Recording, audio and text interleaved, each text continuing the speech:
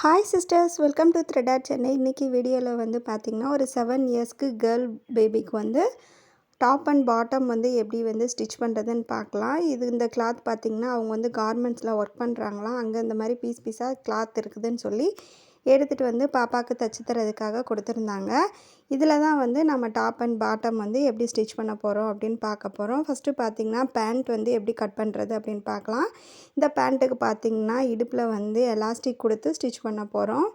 இப்போ இந்த பேண்ட்டு கிளாத்தோட நீளம் பார்த்திங்கன்னா மொத்தமாக வந்து 60 இன்ச் எடுத்திருக்கேன். அகலம் வந்து 22 இன்ச்சு எடுத்திருக்கேன். இப்போ நீளத்தை வந்து 2ஆக வந்து மடித்து போட்டிருக்கு. அகலத்தையுமே அதே மாதிரி நம்ம 2ஆக வந்து மடித்து போட்டுக்கலாம். நீளம் பார்த்திங்கன்னா இந்த மாதிரி தான் 2ஆக மடித்து போட்டிருக்கேன். அதுக்கப்புறமா வந்து நம்ம அப்படியே வந்து நம்ம பக்கத்தில் இருந்து ஆப்போசிட் சைடாக வந்து அகலத்தையும் நாம் வந்து மடித்து போட்டுக்கலாம். இப்போ இந்த மாதிரி மடித்து போட்டதுக்கப்புறமா கீழ்ப்பக்கம் வந்து பேண்ட்டோட கீழ்ப்பக்கம் மடித்து தைக்கிறதுக்கு 1.5 இன்ச் அல்லது 2 இன்ச் உங்களுக்கு எந்த அளவு வேணுமோ அந்த அளவு நீங்கள் எடுத்துக்கலாம். அதுக்கப்புறமா மேல் பக்கமும் அதே மாதிரி எலாஸ்டிக் வைக்கிற இடத்துலையுமே நான் வந்து ஒரு 2 இன்ச் வந்து மார்க் பண்ணிக்கிறேன். 2 சைடுமே கீழ்ப்பக்கம் மேல் பக்கம் வந்து மார்க் பண்ணிவிட்டு லைன் போட்டுக்கோங்க.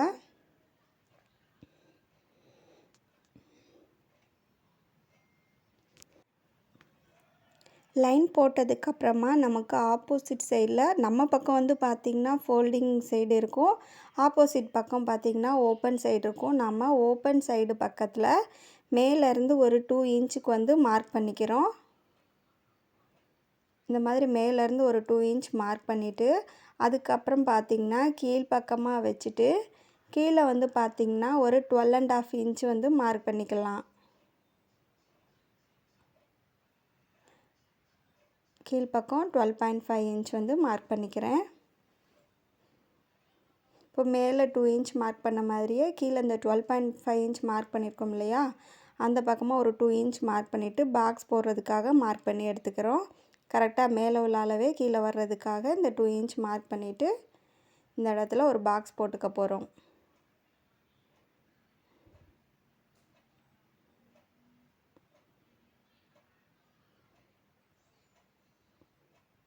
இந்த மாதிரி பாக்ஸ் போட்டதுக்கப்புறமா கீழே வந்து ஒரு லைன் போட்டுக்கோங்க.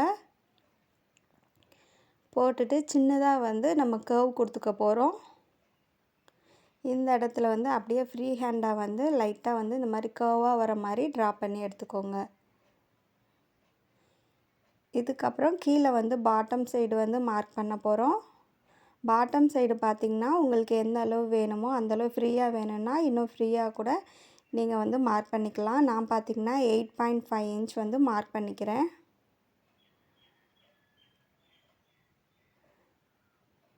கீழே 8.5 மார்க் பண்ணிவிட்டு மேலே வந்து நம்ம 12.5 மார்க் பண்ணியிருந்தோம் இல்லையா, அந்த இடத்துல வந்து இதையும் இந்த கீழே மார்க் பண்ண 8.5ஐயும் 12.5 மார்க் பண்ணிக்கோ அதையும் வந்து லைட்டாக வந்து கர்வாக வர மாதிரி இந்த மாதிரி ஜாயின் பண்ணி எடுத்துகிட்டு கட் பண்ணி எடுத்துக்கோங்க.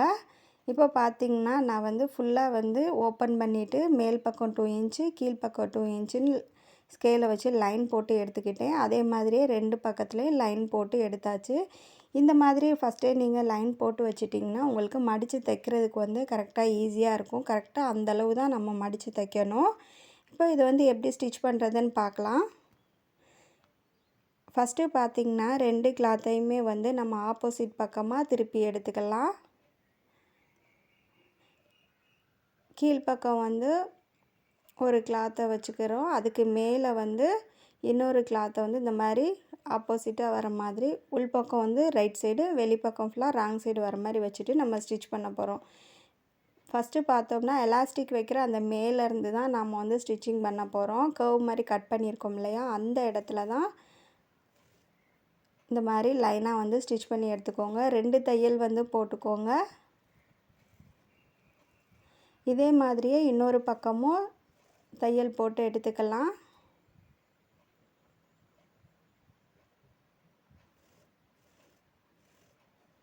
பிகினர்ஸாக இருக்கிறவங்க கூட இதை வந்து நீங்கள் ட்ரை பண்ணி பார்க்கலாம். அந்த அளவுக்கு வந்து ஈஸியாக இருக்கும்.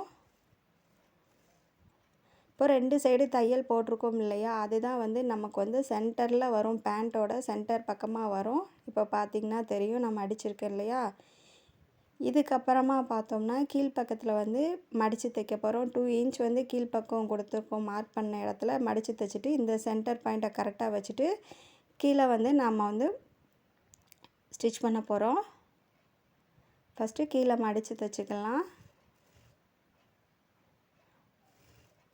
ஒன் சைடு மடித்து தைச்சாச்சு. இன்னொரு பக்கமும் அதே மாதிரி மடித்து தைச்சிக்கலாம். இப்போ 2 பக்கமும் மடித்து தைச்சதுக்கப்புறமா மேலே வந்து பெல்ட்டு, அதாவது எலாஸ்டிக் வைப்போம் இல்லையா, அந்த இடத்துலையும் மடித்து தைக்க போகிறோம். ஃபஸ்ட்டு பார்த்தோம்னா ஒரு 1/2 இன்ச் அளவுக்கு வந்து சின்னதாக வந்து துணியை மடிச்சுட்டு ஒரு தையல் ஃபுல்லாக போட்டு எடுத்துக்கலாம்.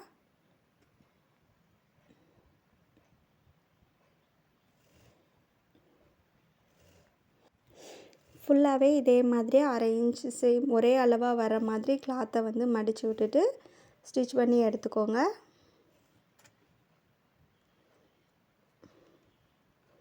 இப்போ இதுக்கப்புறமா நம்ம வந்து 2 இன்ச் லைன் போட்டிருப்போம் இல்லையா, 1/2 இன்ச் மடித்தாச்சு. திருப்பி 1/2 இன்ச் இருக்கும். அந்த அளவுக்கு கரெக்டாக வந்து மடிக்க போகிறோம். இதில் நம்ம எலாஸ்டிக்கை வந்து உள்ளே கொடுக்குறதுக்காக கொஞ்சமாக வந்து கேப் விட்டுட்டு எலாஸ்டிக்கை உள்ளே கொடுத்ததுக்கப்புறமா அதுக்கப்புறம் ஃபுல்லாக வந்து தையல் போட்டுக்க போகிறோம்.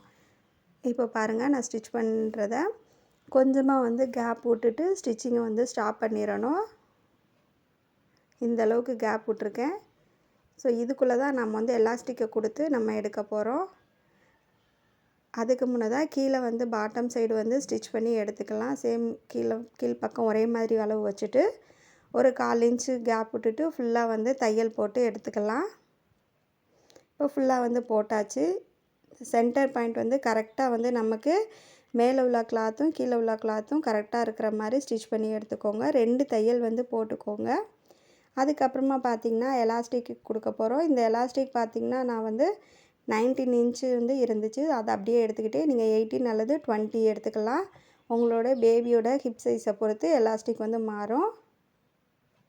இப்போ ஃபுல்லாக வந்து நம்ம அந்த சின்னதாக ஹோல்ஸ் கேப் விட்டுருந்தோம் இல்லையா, அதுக்குள்ளே எலாஸ்டிக்கில் பின் குத்தி உள்பக்கமாக வந்து விட்டு எடுத்துக்கலாம். ஒரு சைடு கொடுத்துட்டு இன்னொரு பக்கம் வந்து எலாஸ்டிக் வந்து எடுத்துக்க போகிறோம்.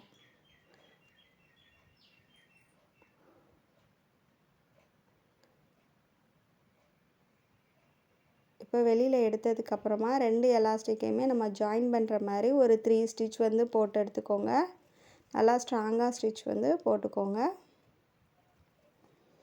ஸ்டிச்சஸ் வந்து போட்டதுக்கப்புறமா இந்த எலாஸ்டிக்கையும் நாம் மேலே உள்பக்கம் வந்து நல்லா வந்து இழுத்து விட்டுட்டு அதுக்கப்புறமா சின்னதாக கேப் விட்டுருந்தோம் இல்லையா எலாஸ்டிக் விடுறதுக்காக, அந்த கேப்பை வந்து ஸ்டிச் பண்ணி எடுத்துக்கலாம்.